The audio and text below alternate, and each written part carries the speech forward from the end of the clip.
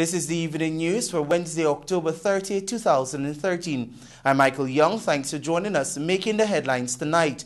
FIFA World Cup trophy arrives in Guyana. Families of slain Kaiser News pressmen await answers from Glenn Lal. Government to amend laws to establish the Public Procurement Commission. Randy Jagdeo remanded for bikers' murder. And scores benefit from another one-stop shop exercise. Now for the news in detail. We begin this evening with a major sports story. Standing 36 centimeters tall and weighing a whopping 13 pounds, the 18-carat solid gold FIFA World Cup trophy arrived in Guyana today, creating frenzy among those privileged to get up close and personal with the iconic sculpture of football. Our reporter Avinash Ramzan was on the ground following the trophy's journey in Guyana. Here details. Charter aircraft you're seeing right now arrived on time at 9 hours at the TVG International Airport from Suriname.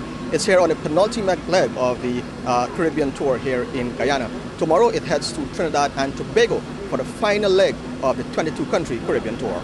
Sport Minister Dr. Frank Anthony, Guyana Football Federation President Christopher Matthias, and Banks DIH Limited's co-managing director George MacDonald had the distinct privilege of being the first group of Guyanese to view the trophy as they were allowed onto the aircraft. Immediately after that, a press conference was held in the arrival lounge of the TVG International Airport, following which the solid gold trophy was unveiled.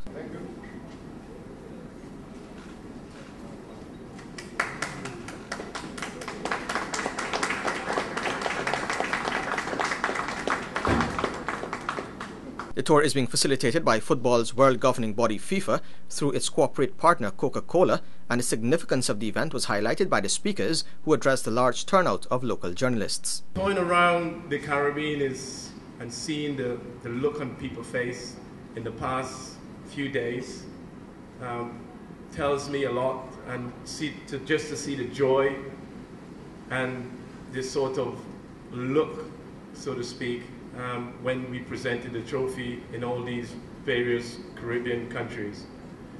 Today is a special day because it's in Guyana. We know it's a developing world in the world of football. I don't like saying this, but I know you beat Trinidad and Tobago recently. Trinidad and Tobago, that's the first time that has happened, and congratulations to you guys. And that goes to show that, the passion here in Guyana, we know that cricket is probably the first love in this part of the world. But over the years, you have been a progressive country, and your reward would obviously beating Trinidad and having a Trinidad coach as well. It is indeed fitting to commend Coca-Cola, a corporate giant, for this initiative of partnering with the world's governing body of football, FIFA, and for bringing to 89 football-loving nations a tangible part of football, the FIFA World Cup trophy, so that the many who are unable to attend the actual FIFA World Cup can still be made to feel a part and parcel of the institution of football. As we have heard, this is going to be the largest tour for this particular trophy. And I understand it's the third time that this is happening, but on this occasion we are going to 89 countries. And from the distances calculated, I understand you'll be doing 3 times the circumference of the earth. And that's also a record. So we are part of a very history-making event here today. And we are very pleased that you have chosen Guyana. I suspect it's because our neighbor is involved, Brazil, and that the trophy will be going to all of America. Having this trophy in Guyana today is indeed a great moment for us, as it offers a once-in-a-lifetime opportunity to have a first-hand view of the world's most coveted symbol of football. And it is indeed our pleasure to provide you, our dignitaries, with a first-hand look at this magnificent trophy today. Later on in the day, our specially invited guests will be offered the opportunity to have their photographs taken with the trophy at the Banks DIH Limited Sports Club at Thirst Park. Compliments of the Coca-Cola Company and FIFA. After the formal proceedings at the airport, the trophy headed to Thirst Park, where staff of Banks DIH Limited and members of the security services were given a chance to take photographs with the sparkling trophy. Thereafter, special invitees were also allowed to view the magnificent piece of gold and take photos in the sports club. On the ground itself, young footballers were involved in novelty activities to mark the historic occasion, the first time the trophy has come to these shores. This is the third time that the original FIFA World Cup trophy is going on tour around the world. Following tours in 2006 and 2010, the 2013-2014 tour will visit 89 countries during its 267-day duration. It was developed through an exclusive partnership between FIFA and Coca-Cola, one of FIFA's longest-standing corporate partners. The tour began its journey in Rio de Janeiro on September 12, 2013. Departing from the famous Christ the Redeemer statue, the FIFA World Cup trophy will travel around the world for 9 months before returning to the country that will host the 2014 FIFA World Cup, neighboring Brazil. The Ghana leg of the tour will conclude right here this evening at Thirst Park with a gala ceremony where His Excellency President Donald Ramotar, Prime Minister Samuel Hines, and the Brazilian ambassador will share in the historic moment. Reporting for TVG from Thirst Park, I'm Avinash Ramzan. Thanks, Avinash. The families of the 6 Kaitor News pressmen who were brutally gunned down on August 8, 2006 are still waiting for answers, and they say none has been forthcoming from the owner and publisher of the muckraking opposition-aligned Kaitor newspapers, Mohan Lal, also known as Glenn Lal. Here are details in this report.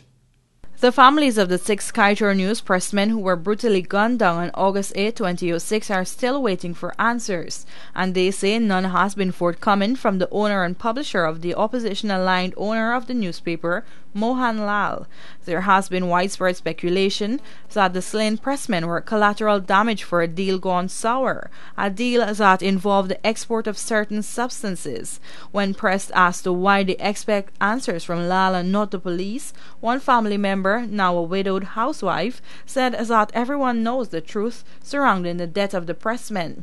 She said moving on since that fateful day has been tough, especially financially, adding that she lives in fear for her safety, thinking that she could also be a target for the same criminals who committed the act. At least 3 senior police sources declined to comment when asked by this news agency as to the status of any ongoing investigation. Another senior officer, who would only give a comment in person and not on telephone, stated that over the years one of the most intriguing developments coming out of the crime wave, which gripped the country between 2000 and 2006, was the connection between the criminals and many shady businessmen in Guyana.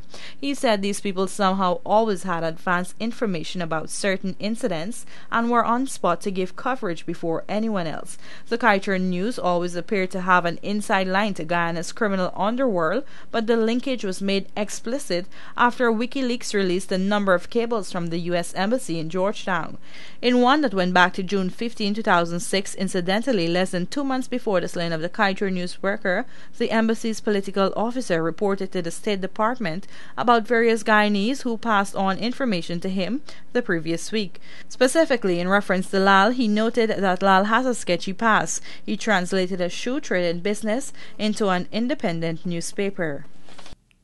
Now for all the lead stories. Head of the Presidential Secretariat, Dr. Roger Luncheon, says that government remains firm on its position on the anti-money laundering and countering the financing of terrorism bill, and noted that the requirement comes directly from an international financial institution. Samuel Suknandan reports.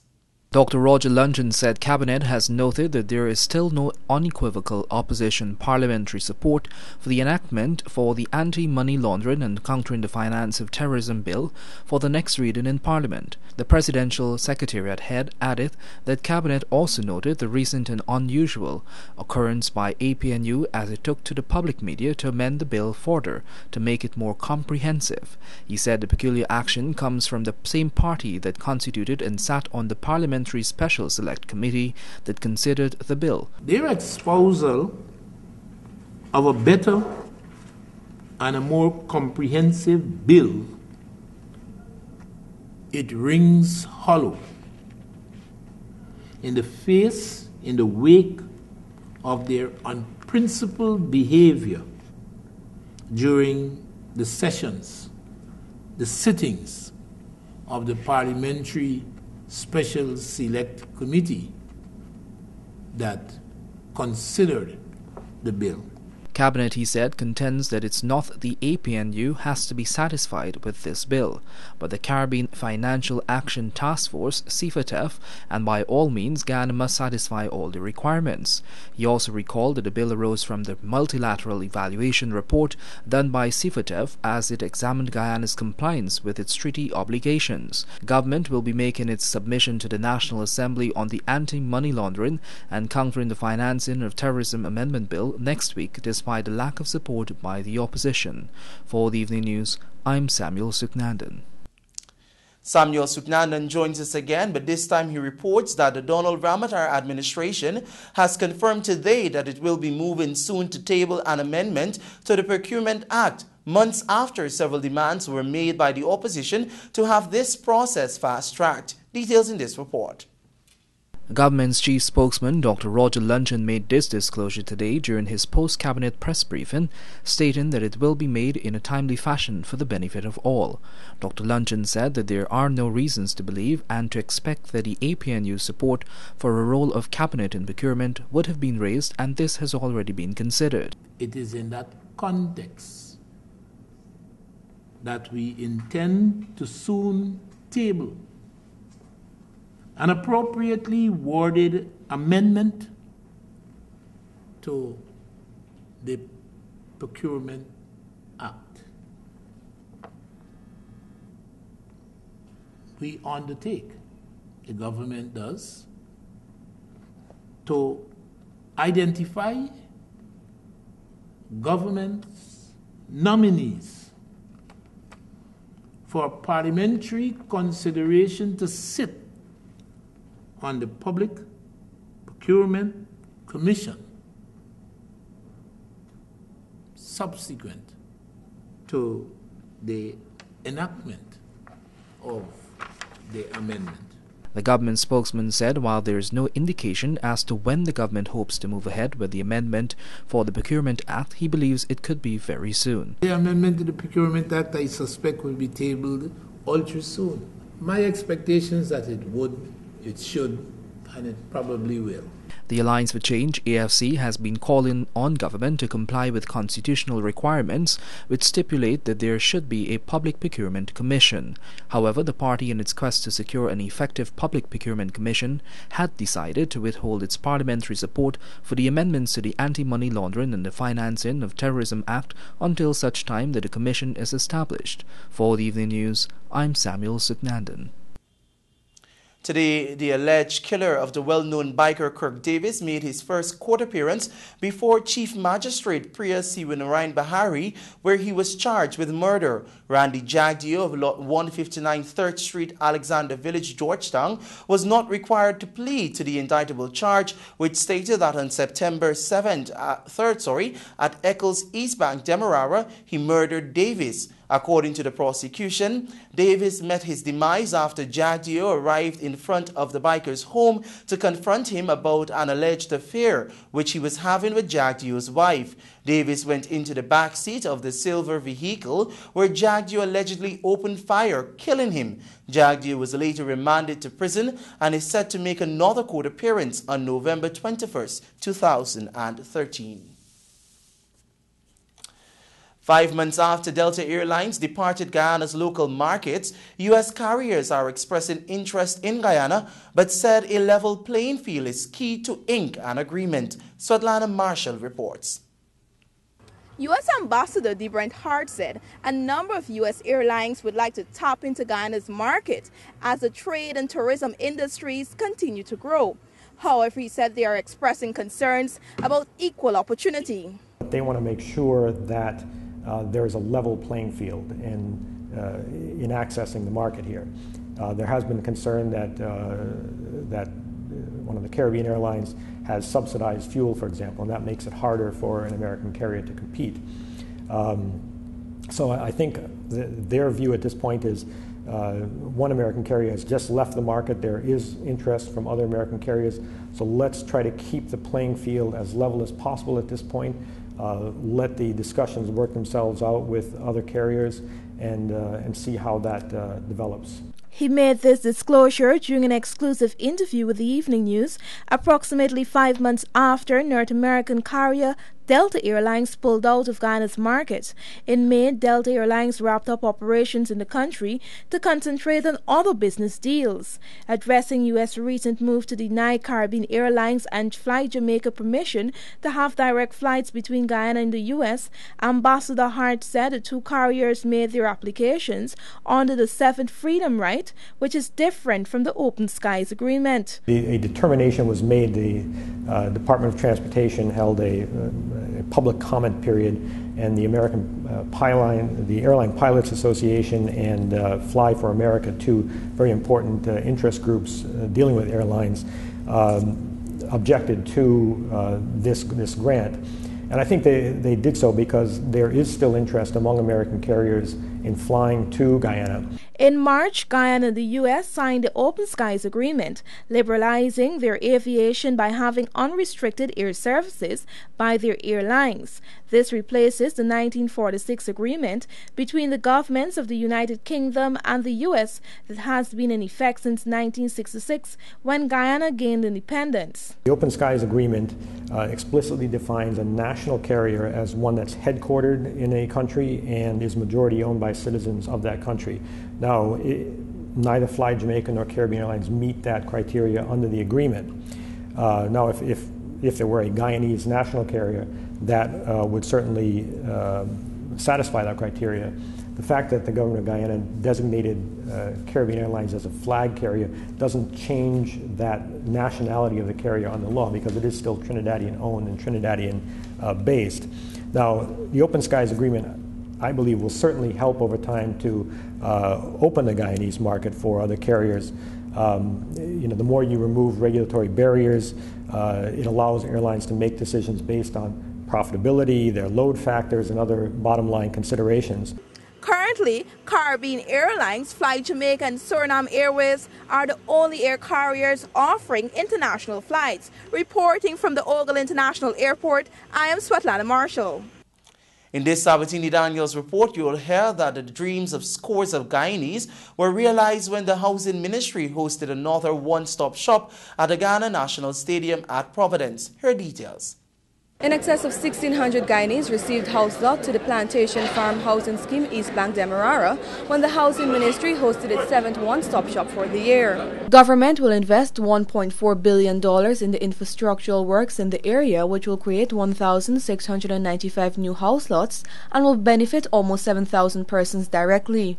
Speaking at the event, Housing Minister Irfan Ali said there is an important shift in the average age of landowners in Guyana, noting that years ago persons retired without owning their own homes or lands. He stated that this is since the previous investment policy did not target home ownership and land ownership, noting that government has changed this. I am very happy to say today that the situation has changed to such an extent that the average landowner or homeowner is well below 35 years old these days. So you have students, persons who are just 22, 23, some 25, who already own their own home or own their own land. And this is a tremendous accomplishment. President Donald Ramatar noted that government has also put systems in place so that Guyanese can enjoy better mortgage rates. We have stopped taking taxes from the bank for money that they lend to you. And because we are not taking the taxes from the interest from money that they lend to you, they are able to lend you at a lower interest rate. Upon receiving their house lots, recipients expressed their gratitude to the government for making their dreams come true. I'm feeling excited, and I want to thank the Ministry of Housing for providing me with a house lot. I've applied since 4 years ago, and it's been a dream come true. I feel happy to own the piece of lot after a long time of waiting. It takes a lot of patience and a lot of time going to the ministry back and forth, but I'm happy that I get it at last. The 8th one-stop shop is expected to be held in November. Reporting from the Guyana National Stadium for the Evening News, I'm Sabatini Daniels. Do stay with us. You're tuned to the Evening News. More news after these messages.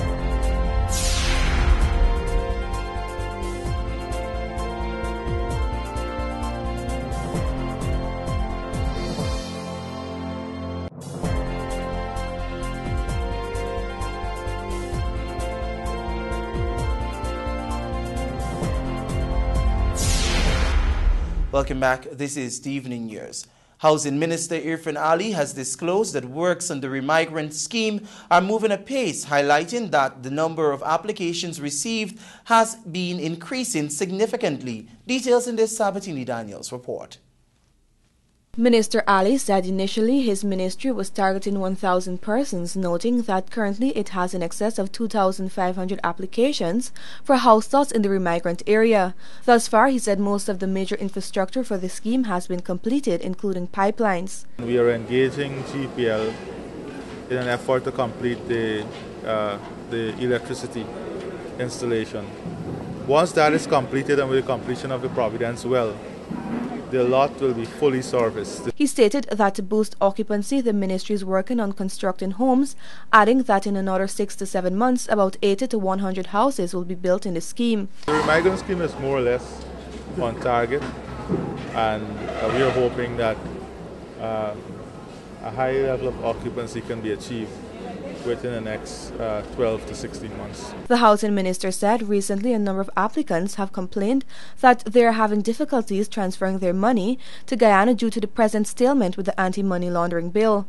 The remigrant housing scheme is located north of Mucka Road and is about 1 mile east from the Providence police station compound on the east bank of Demerara. Most applications are made via the internet and the applicants have to be Guyanese over 21 years of age. Sabatini Daniels reporting for the Evening News. The Ghana Elections Commission will commence shortlisting applications received for the post of Chief Elections Officer soon, Samuel Supnandan reports. GCOM Chairman Dr. Steve Surajbali said that the entire team met on Monday to have a preliminary discussion aimed at finalizing the shortlist for the candidates who have applied for the position of Chief Elections Officer. Dr. Surajbali told his newscast that based on the criteria prescribed in the job description for the post, the team has been able to point out certain critical areas which they will use to select successful applications. The Commission felt that at least 10 of the applications did not attain the standards expected of applicants. And therefore, such applications would not be worthy of pursuance. Pertaining to the other applicants, the Commission felt, and bearing in mind the gravitas associated with the position, that the Commission must agree on critical areas in which the eventual candidate would be evaluated. He said that those areas would include administrative capabilities, specifically financial management, knowledge of IT and HR systems, the functioning of local government system and political environment, among others. In addition, it was decided that a specific matrix, possibly with the help of professionals in this area, could be constructed, could be developed, and that would be used even further to strengthen our evaluation of the candidates. Deputy Chief Elections Officer Calvin Ben and his assistant Keith Lowenfield are among the 14 persons who have applied to become the Chief Elections Officer of GCOM. The post of CEO became vacant after GCOM declined to renew the contract of the then Chief Elections Officer Gokul Budu. For the Evening News, I'm Samuel Supnandan. A Guyanese woman is now pleading with Trinidadian authorities to return there after being deported along with her sick 2-year-old son, who is a Trinidadian national, hours after he was discharged from the hospital. Her relatives are also alleging mistreatment by the Trinidadian immigration officials in the Twin Island Republic. Sabatini Daniels made contact with the Minister of Health in Trinidad and Tobago and filed this report. According to reports, the child's mother, Rosinda Nicholson, who arrived in Trinidad 5 years ago, is now appealing to Trinidad's health minister, Ford Khan, to intervene in the matter. However, when this newscast contacted the health minister of Trinidad and Tobago, he said that he was unaware of the incident and no report was brought to his attention from officials within his ministry. Khan also said that he was unaware of any appeal but referred the Evening News to the Ministry of Foreign Affairs in that country. The 2-year-old boy, Elijah Harris, was diagnosed with autism and is unable to walk and speak properly. Nicholson's sister, Erlyn Pierre, said the mother and son arrived at their family's home in Guyana on Tuesday. According to the woman, the child is still very sick and is now seeking medical attention here. Pierre stated that Nicholson was offered voluntary departure to return to Guyana to have her passport and other documents renewed and return to Trinidad on October 10. However, upon returning, the immigration officers detained her at the airport and informed her that she was being deported back to Guyana on the next flight. Pierre explained that Nicholson and her son remained at the airport until the boy collapsed and they were taken to a hospital. The woman was allowed to remain by her son's bedside, guarded by an immigration officer. Subsequently, the boy was discharged from hospital on Monday night, and he and his mother were immediately taken to Piarco Airport and placed on a flight to Guyana. Sabatini Daniels reporting for the Evening News. Thanks, Sabatini. Cabinet Secretary Dr. Roger Luncheon issued a public apology today to President of the Institute of Chartered Accountants of Guyana, Ronan Ali, who was accused of being part of a group that made prejudicial statements against Gitanjali Singh, whose position as Audit Director in the Audit Office of Guyana is being questioned given the fact that her husband serves as the current Minister of Finance. Dr. Luncheon recalled that his remarks about Ali's involvement with the group was made during his last post-cabinet press briefing on October 23. The cabinet secretary said that this mistake was brought to his attention by Ali. Luncheon had accused Ali of supporting Christopher Ram and Anand Gulsaran in making several prejudicial statements against the audit director.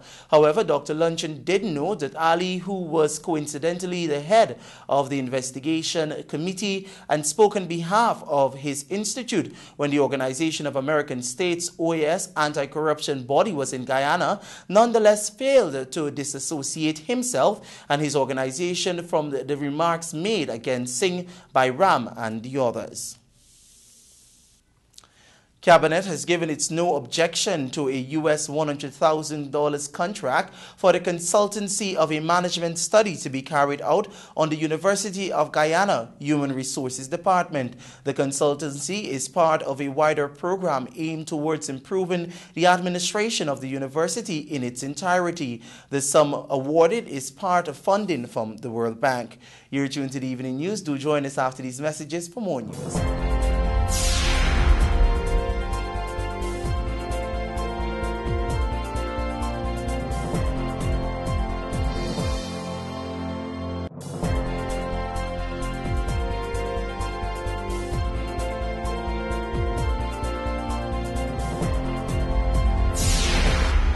Welcome back. This is the Evening News on Television Guyana, Channel 28. A psychiatric patient was today brought before Magistrate Fabio Azor at the Georgetown Magistrates Court after she was slapped with 2 charges. Maria Murray was not required to plead to the charges, which stated that on October 27 at Georgetown, she broke and entered the office of the Permanent Secretary of the Ministry of Culture, Youth and Sports and stole 8 bottles of beverages valued at $1,060. It was also alleged that on the same day at Main Street, she damaged a quantity of curtains valued at 300,000 Ghana dollars. Murray was sent for a psychiatric evaluation and the matter was transferred to Court 2 for November 8. While overseas-based Guyanese are being urged to make their investment in their home country, some businessmen are being forced to rethink this decision because of errant authorities allegedly failing to serve justice. Details from Whitney Posad. Local songwriter and owner of the Delicioso restaurant and fast food, Mark Caesar, is complaining that he is being forced to shut his business down after spending millions of dollars to keep afloat in the face of continuous alleged harassments from the persons who own the property. Caesar said that he has been given a 5-year lease for the property, but things went downhill after he had conflict with the owners. The businessman said it is really a sad and frustrating situation that he is faced with and has been seeking all the possible legal assistance to iron out matters, but the odds seem to be against him. After about 2 months of operating, I started getting run-ins, verbal exchanges with her paramour, her boyfriend, who she lives with, Andre Alexander. He doesn't know to speak to people, so I myself, being temperamental, I do not respond very kindly to his aggressive behavior. So, with those run-ins, verbal run-ins, it started putting a strain on my relations with the landlady. We started having karaoke. It's a restaurant and bar at the establishment. After about 6 weeks after we opened, we started having karaoke. Everything was bright and beautiful then.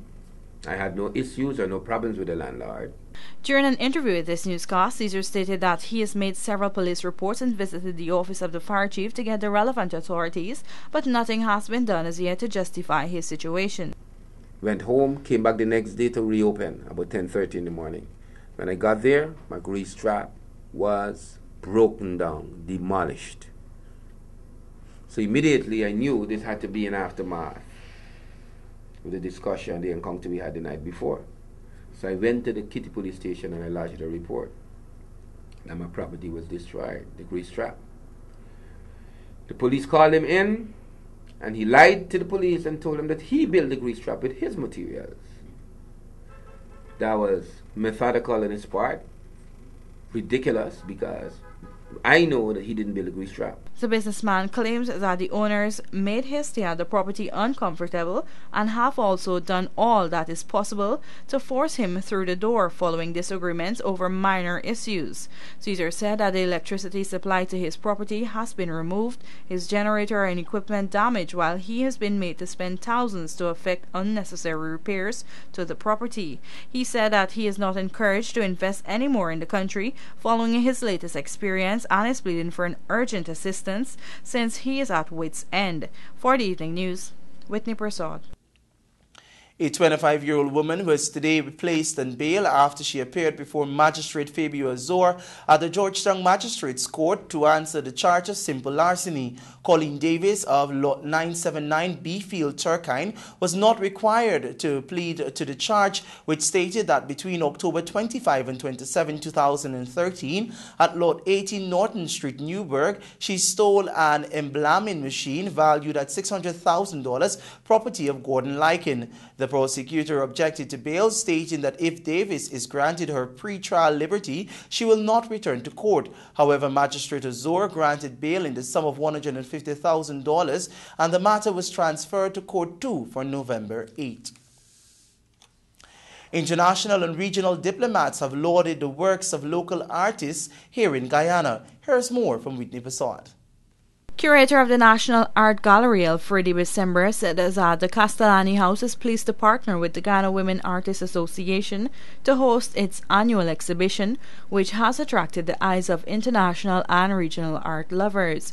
During an exclusive interview with the Evening News, December said that the GWAA has been noteworthy in having put on an annual exhibition unbroken since 1987, its foundation. Despite the loss of its founding members, she said that the works of young artists must be lauded in Guyana, as it has kept the exhibition and industry in its correct momentum. And their first major exhibition was in 1988 at Humaniana, which launched them with a show which was titled 60 Years of Women Artists in Guyana. The curator said that Guyana has not only been showing off the work of locals here, but the exhibition has been at the Inter-American Development Bank's Art Gallery. In addition, she said that 3 of Guyana's best Amerindian sculptors were also in Barbados for the hosting of a workshop in the arts field, and this too was a success. Some of them you'll see in this exhibition, like Dominique Hunter, who we gave her first exhibition to when she was barely 21, 22, because her work was very good. She was best graduating student when she left the art school at the age of, I think, 19, or basically 20. Another young lady, Aisha Scotland, best graduating student. So we've had people like that who've excelled at the art institutions. The exhibition is being held in commemoration of the anniversary of the association, which was founded in 1987. The exhibition continues until November 16 and is open to the public. Some paintings are also for sale, but the purchase must be made through the National Gallery of Art. For the Evening News, Whitney Prasad. Do join us after these messages. Your sport news is next.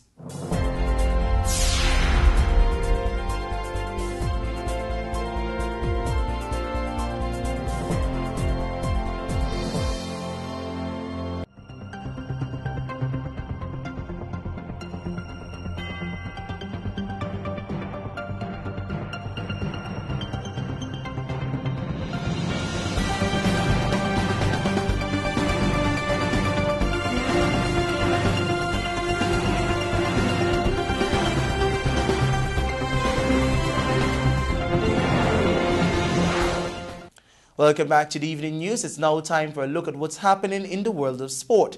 In the headlines tonight, the ECCB and the GCA mull contempt of court proceedings against the purported DCB. Pace setters set tone for the title defense in Brushes Classic tournament, and India beat Australia in the 6th ODI. Now for the news in detail.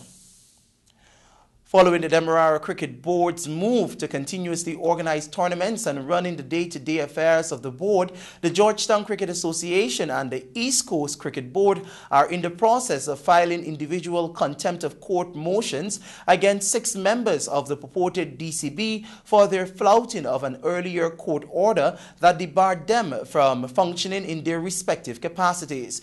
The Evening News understands that the 6 contempt of court motions will be filed sometime in November. The Brushes Classic opened with the defending champions Trinity Grid holding Pace setters, winning the tournament opener against the Amalia Ward's Jets. Tristan Joseph reports. Trinity Grid holding Pace setters down the Amelia Ward's Jets 69-52 on Sunday at the Mackenzie Sports Club hard court in Linden to start their title defense on a positive note.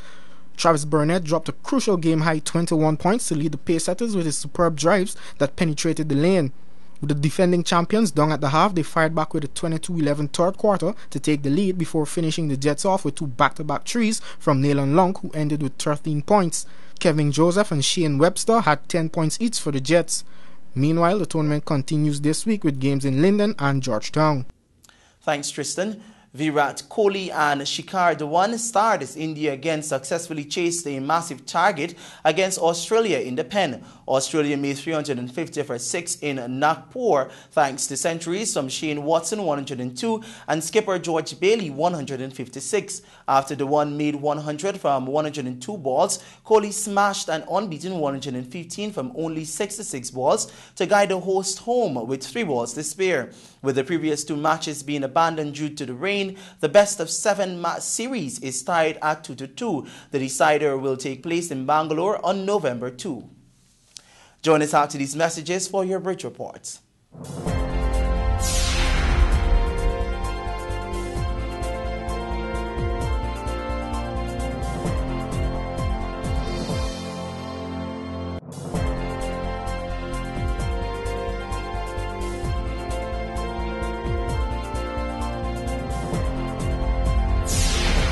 Welcome back. It's now time for a look at your bridge reports. The Demerara Harbour Bridge will be closed on Thursday, October 31 at 14 hours 30 for a period of 1.5 hours. The Berbice River Bridge will be closed on Thursday, October 31 at 14 hours 20 for a period of 1.5 hours. That's your Wednesday, October 31 edition of the Evening News. I'm Michael Young, thanking you very much for joining us and encouraging you to do join us at 7 a.m. for a look at the morning news. Goodbye.